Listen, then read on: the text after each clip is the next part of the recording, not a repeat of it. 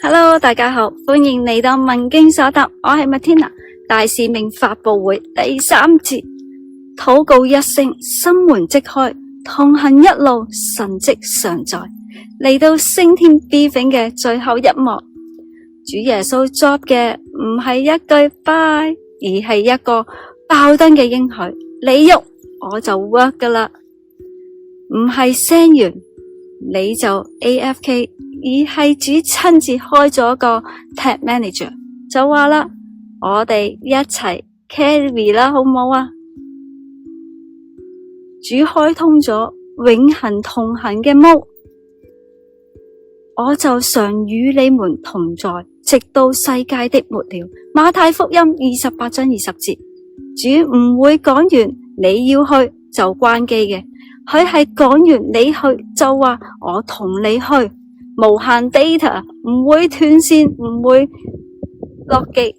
Imagine 你每日開機 Holy Spirit 嘅系統提示彈出嚟，提示主已上線 Backup ready， 同步中。主話你講一句我鏟你10句，神蹟唔係特技啊，係同行嘅印證。信嘅人必有神蹟，隨着他們奉我的名講鬼，講新語言，病人得醫治。馬可福音16章17到18節，當年門徒開口傳福音，神蹟就自動 follow mode 啦。今日你開口 bless 人，主都可以 bless 到你驚。現實 example， 一聲我可以為你祈禱，就打開咗神蹟嘅通道啦。我老爺入咗 ICU， 神情憂心，狀態辛苦，政府個樣咧就話唔好煩我。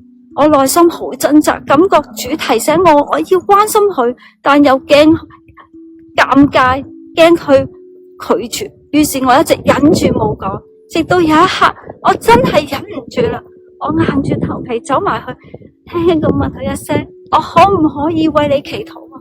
冇諗過佢竟然答話好，我當場為佢祝福同禱告，講到一半佢就即刻眼都紅晒流晒淚，然後出聲講咗句啱，我自己都呆咗。呢個係平時唔會講信仰嘅人，竟然喺 ICU 嘅病床上面開咗個心門，仲有一度喊一邊聽我禱告。我即刻輕輕咁握住佢嘅手，繼續安慰佢。嗰一刻我知道唔係我叻，而係神已經準備好等我去用。呢一幕就係你喐神 work 嘅真實嘅版本。你以為只係一聲問候，原來主已經安排好呢一個場合，只係等你開口。耶穌升天唔係走佬啊，係升呢同籌。門徒出去到處傳道，主與他們同工，用神蹟證實所傳的道。馬可福音16章19到20節，主升天唔係退休啊，而係升職做宇宙 right hand man。地下嘅你喐，天上佢就會喐，你傳道佢就會印證。Kingdom 就係咁樣運作，你信心踏出，主嘅 power 就會啟動噶啦。今日反思，有冇人我哋一直想去關心祝福，講句福音，但因為驚而退縮呢？我哋知唔知道可能佢哋等緊我哋一聲問候好耐噶啦？主耶穌今日話，你只要喐，我就負責喎。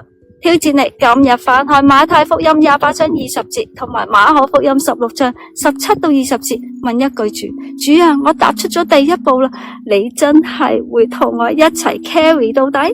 好，主話係啊，我冇你先過，我一直同你一齊行。